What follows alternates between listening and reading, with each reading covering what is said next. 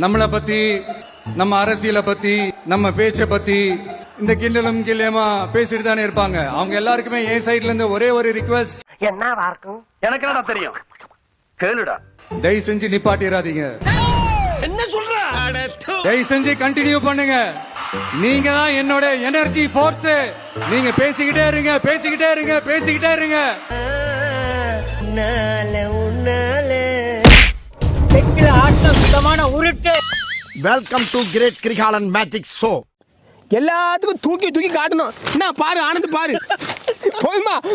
மலைக்கோட்டையை தன் நெஞ்சில் சுமந்திருக்கும் திருச்சிக்கு வருகை தரக்கூடிய சிறன்கோட்டையினுடைய தளபதியே, உங்களுக்கு எங்களுடைய பணிவான வணக்கங்கள். எல்லாரும் ஜோரா ஒரு கை தட்டுங்க. அதெல்லாம் தட்ட முடியாது. ரைட் விடு. எலிய அம்மனமா ஓடுதுமாங்கல்ல. திருச்சிக்கு ஏன் சார் வந்திருக்காப்ல? இவ்வளவு பிஸி ஷெட்யூல்ல சார் எதுக்கு இப்போ திருச்சிக்கு வந்திருக்காங்க அப்படின்னா, திருச்சிக்கு இடைத்தல் வருது. ஒரு 2-3 லைன் கொஞ்சம் வேற மாதிரி ட்ரை பண்ணலாம்.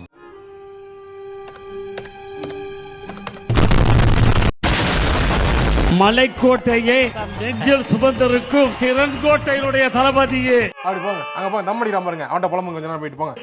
உங்களுக்கு எங்களுடைய பணிவான வணக்கங்கள். என்னப்பா இது இப்படி பார்க்கறதுனால இரிட்டேட் ஆகுது? எப்படி ஐயா உங்களுக்கு இப்படி ஒரு புரிய வந்தது? இதெல்லாம் ஒரு பிசினஸ் ட்ரிக்டா, தெரிஞ்சுக்க. 2.5 ஆண்டு காலத்திலே ஒரு கட்சியை நடத்தி ஆட்சியை பொறுப்பேற்றிருக்கிறீர்கள் சொன்னால் இது உலக அதிசயத்தின் வரலாறு. வேற எவருக்கும் கிட்டாத ஒரு வரலாறு. வரலாறு மிக முக்கியம் அமைச்சரே. அவ்வளவு எதிரிகளை எல்லாம் நீங்கள் வசப்படுத்தக்கூடிய அந்த கவர்ச்சி உங்களிடத்திலே எப்படி இருந்தது? ஆனா என்ன பொறுத்த வரைக்கும், தமிழ்நாட்டை பொறுத்த வரைக்கும், தமிழ்நாட்டுக்கு எப்படி திருச்சி வந்து ஒரு இதயம் மாறியோ, அந்த மாதிரி என்னோட இதயத்துக்கு திருச்சி கிழக்கு தொகுதி மக்களும் ரொம்ப ரொம்ப ரொம்ப க்ளோஸ் தான். ஏன்னா திருச்சி என்னோட செல்ல பிள்ளை. எனக்கு மைண்ட் வாய்ஸா நிறைய தோணுச்சு. என்னவா இருக்கும்? எனக்கு என்னடா தெரியும், கேளுடா. அதை இப்ப பேசினா நல்லா இருக்காது, அதை விட்டுருவோம்.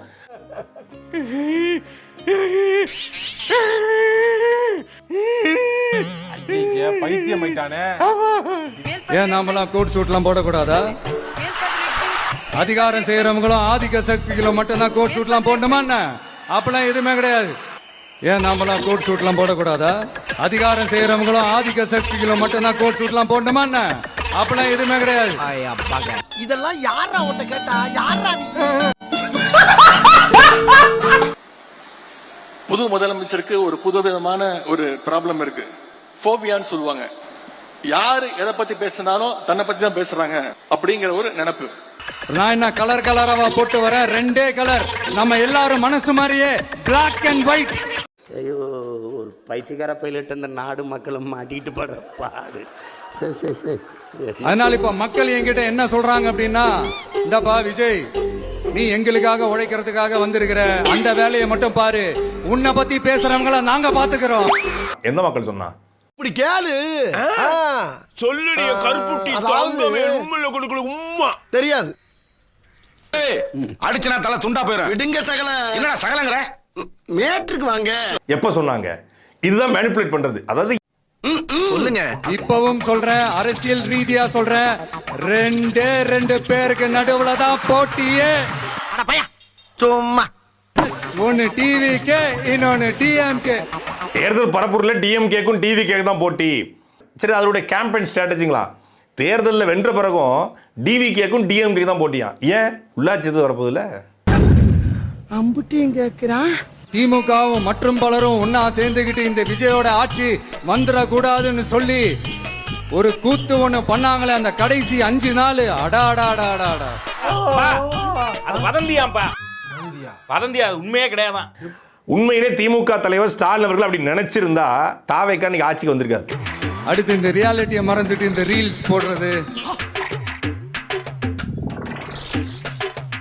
அது சொல்ல வந்தீங்களா? அந்த காமெடியும் கிடையாது. இது சீரியஸா ஒரு விஷயம் நடந்துகிட்டு இருக்கு. என்னவா இருக்கும்? எனக்கு என்னடா தெரியும், கேளுடா. முன்னெல்லாம் சட்டசபையில யார் பேசினா நமக்கு என்ன, யார் அடிச்சுக்கிட்டா நமக்கு என்னன்னு இருந்த கூட்டம்லாம் இப்ப சட்டசபையில என்ன நடக்குது, என்ன பேசிக்கிறாங்கன்றது ரொம்ப உன்னிப்பா கவனிக்கிறாங்க. கவனிச்சீங்களா? ஆபீஸ் போறதுக்கு டைம் ஆயி போச்சு, நீங்க வேற ஆள்கிட்ட கேட்டு தெரிஞ்சுக்க. திமுக ஸ்டைல்லயே சொல்லணும்னா ரீல்ஸ் போட்ட கூட்டம்லாம் இப்ப நியூஸ் பாத்துக்கிட்டு இருக்காங்க. கண்ணாடி சார் அது. நம்ம மூஞ்சி அப்படி இருக்கு. அதுல நமக்கு சந்தோஷம் தான், பெருமை தான். நம்மளுடைய யங்ஸ்டர்ஸ், நம்ம பெண்கள் எல்லாம் அந்த அரசியல் என்னன்னு தெரிஞ்சுக்கணும், அந்த அரசியல் என்னன்னு புரிஞ்சுக்கணும்னு அப்படி ஒரு விழிப்புணர்வு ஏற்பட்டிருக்கு. அதுல எங்களுக்கு சந்தோஷம் தான். ரீல்ஸ் பார்த்து ஓட்டு போட்ட மக்கள்லாம் இன்னைக்கு தொலைக்காட்சிகள் பார்க்க ஆரம்பிச்சுட்டாங்க. அசம்பிளியை லைவா பார்த்துட்டாங்க.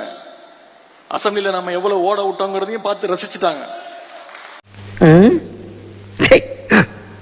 இந்த மாற்றமும் அவேர்னஸ் தான் உங்க வீழ்ச்சிக்கான தொடக்கம்.